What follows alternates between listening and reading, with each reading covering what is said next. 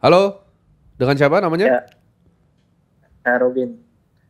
Erwin. Siapa? Ya, Robin, Robin, Robin. Robin. Robin. Oke, Robin. Awas ya, ada temennya Batman ini.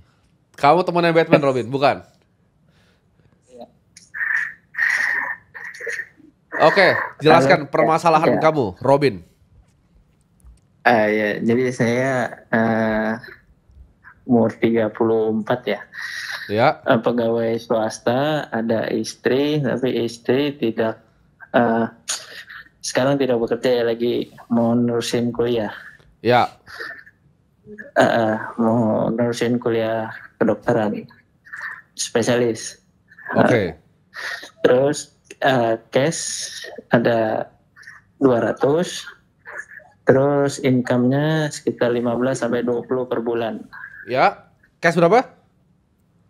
200 untuk kuliah. Oke, Uh, Terus untuk di investasi di kripto itu ada sekitar 300 ya. oke. Untuk utang ada KPR rumah 500. Oke. Pertanyaan kamu apa, Robin? Pertanyaannya nanti nyusun strateginya supaya pertama kan targetnya supaya bisa kuliahnya bisa bisa tercapai, sama ya supaya kedepannya lebih bagus gitu. Oke, biaya kuliahnya berapa? Itu estimasi sekitar 400 ya, sampai 500. Oke, gue ulang lagi ya. Lu punya cash 200, lu invest di kripto 300, lu Ya, punya KPR 500, lu harus bayarin kuliah bini lu 400. iya sekitar gitu. Tapi kan itu masih 4 tahun lagi Oh, bayarnya oke. Kuliah di mana? kalau kuliah. Belum masih baru mau masuk, Oke, lagi daftar. Iya. oke. Jadi tangga pertama 10 juta udah lewat ya. Punya hutang nggak yang kecil-kecil? Utang yang kecil-kecil nggak ada sih. Ada sih sama keluarga 80 lah, sekitar 80. Karena kan selain kerja ada sampingan juga kita. Oke, itu lunasin dulu ya. Iya, Hutangnya lunasin dulu. Tiga, berarti kamu cash 200 tuh cashnya di mana? di tabungan aja kalau itu kan. Kamu kerja apa, Robin? Pegawai swasta di bidang konstruksi, Gaji berapa? 15 sampai 20. Kamu 15, kamu udah kerja berapa tahun? 10 tahun. Berapa? 10. Oke, 10 tahun dengan gaji 15 sampai 20. Berarti kamu harus punya minimal dana darurat berarti 60 juta kan? Sampai 120 juta. Nah itu cashnya kamu jadiin Iya. dana darurat. Taruh di RDPU dulu aja. Oke. Oke? Itu kan ada jadi 120 juta. 80-nya kamu pakai untuk lunasin utang. Halo? Oke. Oke. Profil Iya, resiko oke, kamu oke. apa, Robin? Profil resiko kamu apa?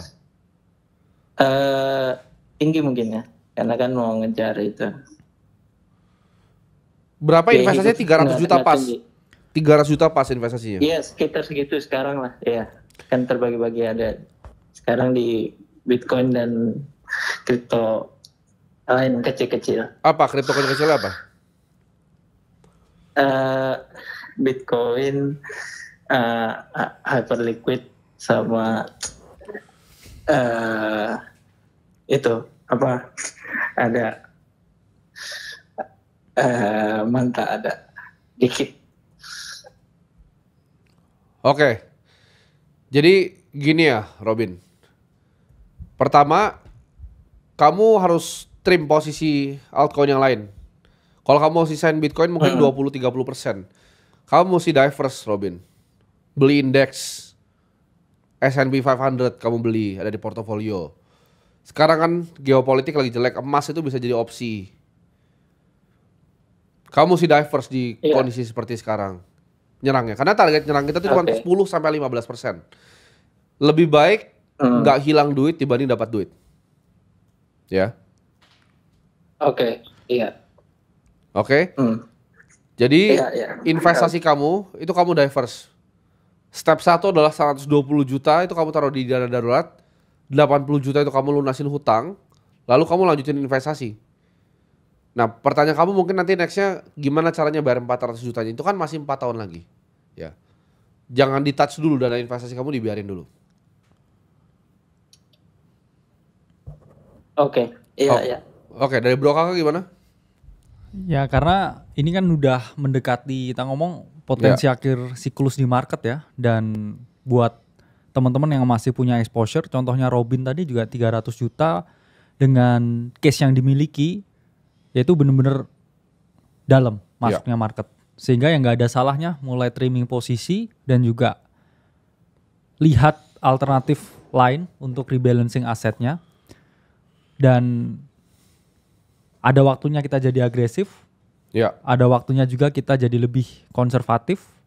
Dan menurut saya ini waktu yang tepat sebenarnya untuk menjadi lebih konservatif dengan keadaan geopolitik dan juga keadaan potensi makro yang ya kita mungkin buruk ya bro. Ya, kondisi sekarang kan lagi problemnya adalah geopolitik jelek, inflasi itu lagi naik ya, dan growth ekonomi overall di dunia itu lagi slowing down, including Indonesia. Ya, kalau kita lihat lagging indicator seperti jumlah anak yang lahir aja itu udah bisa lo memprediksi kira-kira potensi pertumbuhan GDP kedepannya seperti apa.